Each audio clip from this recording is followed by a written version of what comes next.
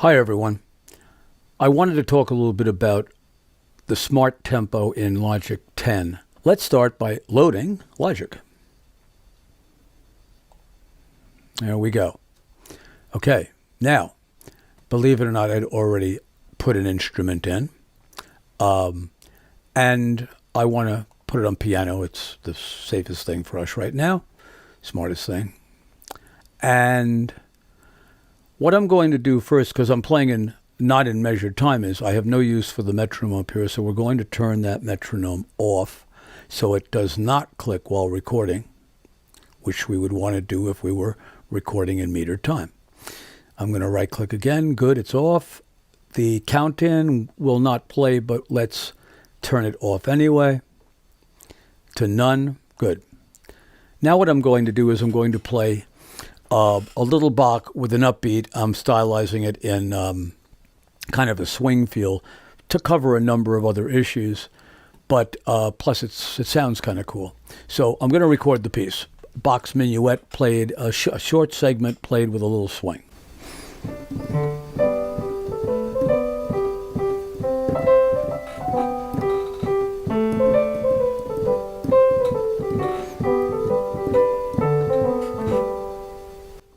Okay, cute little ditty. Now let me pull myself back in here and stop the recording, and we'll take a look, see what that looks like in the notation window. Just as I suspected. Pretty bad. If I go to the full page view. Yeah, well, it's right if I play it.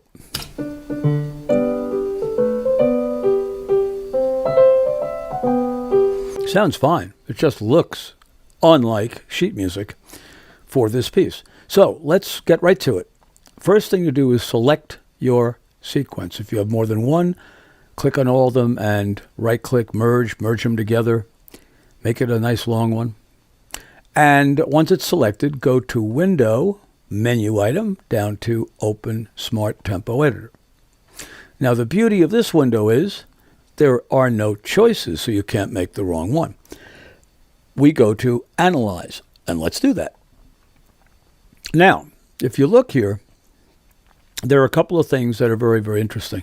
First of all, it found all of the beats rather nicely, and it grouped them into groups of 4 quarters. You see it here. So this being the length of a quarter, these are 2/8. This is the length of a quarter, and that's a quarter, except it's a very short note, but it takes up the space of a quarter. But the interesting thing is if we play it, let me go back to the beginning. Come on, back to the beginning, boys. We can hear that the first downbeat is right here, okay? I should have made that go back to the beginning, like that. So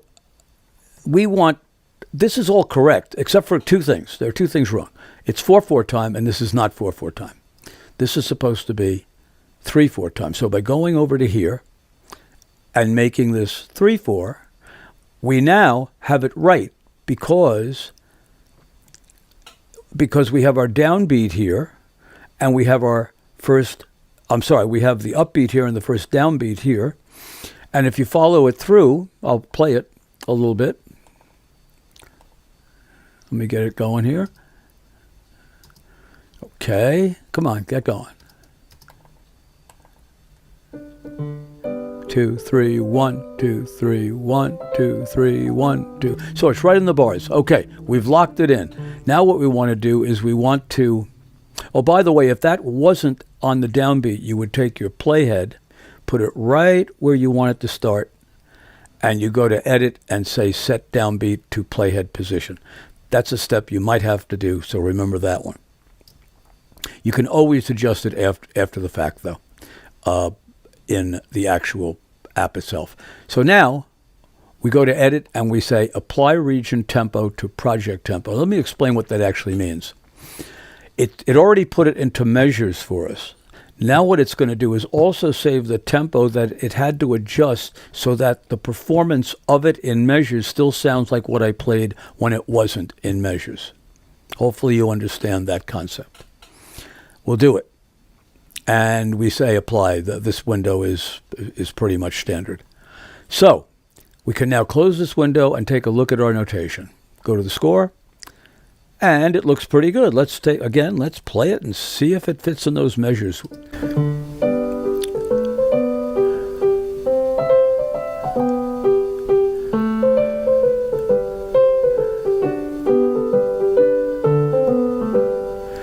Okay, so it's perfect.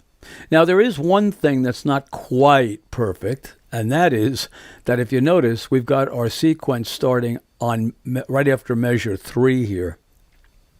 It would be nice if, since we're starting it at the beginning, this wasn't measure 5 here, that it was that would be measure, counting this as 1, this would be measure 2, or if you count that, it'd be measure 3. So let's move this whole thing way up front, right to that first measure. Now, you'll notice it threw a curve at us. I moved it up. It didn't move to 3/4, and it put this in 4/4. All you have to do, it's very simple, is click this and set this to 3/4, and you're good to go. But it doesn't start on the first beat. It starts on the second beat, so we have to slide it over again. Now we're on measure 1, 2, 3, 4, and you can see measure 5. If you want to see the leading rest here, just go over here and back this up, and you'll see the leading rest, okay? I personally don't like that in my final copies. Now, what are the other issues here? The first thing is I played it in swing. It's written in 16ths. That's not the feel of the piece. Why is it writing it that way? Well, if we select a note in here somewhere, we get our info window. If that's not open, please click on the eye up here and open it. You'll see the quantize is set for 1624. It's not, the quantization is not fine enough to see the triplets. So we're going to, instead of 1624, those are divisions of the quarter, we're going to do the divisions into 48. And right away you start seeing a bunch of triplets over here, okay? They're not perfect yet, but we see the triplets. Now, I would like to quantize it so that all of these guys fall right on those on the triplet grid. So let me also change the name of this, buy a little extra real estate. And I'm going to grab all of these, and I'm going to then go to the piano roll, and let's tighten it up a little so we can see it all. And let's go to where it says time quantize. I want to quantize it to triplet eighths, which are really 12th notes, 12 parts of the whole circle. And let go, and watch the grid. You'll see things move just a tad. You see them all like just move a little. Okay, what did that do? Well, let's go back to the score, and you'll see what it did. We now have triplets everywhere, okay? It's starting on the right beats. It's ending on the right beats. There are a couple of problems left here. See, when I started this, I wanted to show you smart tempo. I've done that. I could have stopped 2 minutes ago, 3 minutes ago. But we want a final score. So the left-hand notes are all over the place here. The right and left-hand notes, they're not very delineated very well. So what I'm going to do is I'm going to set my command click tool.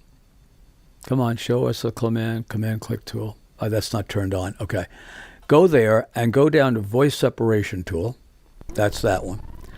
Now go over here, and where it says style piano, put it on style piano 1-3.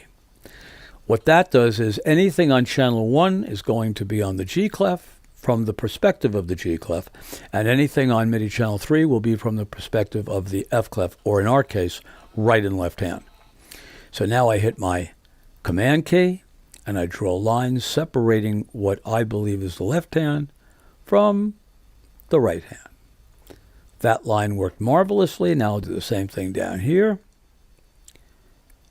Draw the line, go over here, and get between these two. That's tricky. Then that one, then funny enough, that D, and then all the rest of these notes are in the left hand. There we go.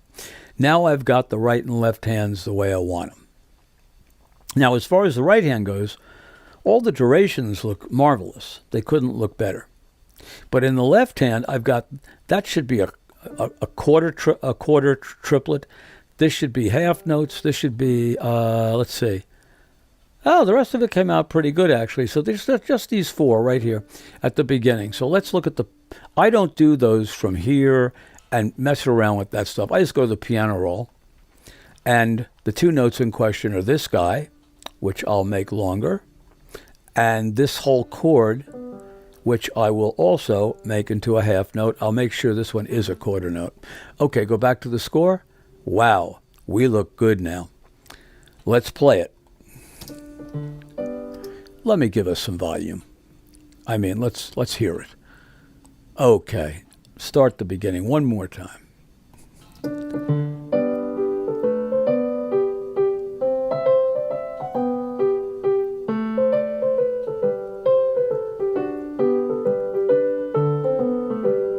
Okay, and having a touch of OCD, let me also put in the key signature of G major, and let me also put a final bar line on it, and there you go. Bach's Minuet in G played in a jazzy style. So I hope you picked up a couple of tips. Try this out. It's really great, and the worst you have to do sometimes is if you're playing with a kind of a wild tempo, it might gap a quarter beat, it might gap a whole bar, but those are easy to deal with. You just cut them out and move the music over. And in most cases, though, it really does identify things quite well. So enjoy it, and we'll talk soon. Bye-bye.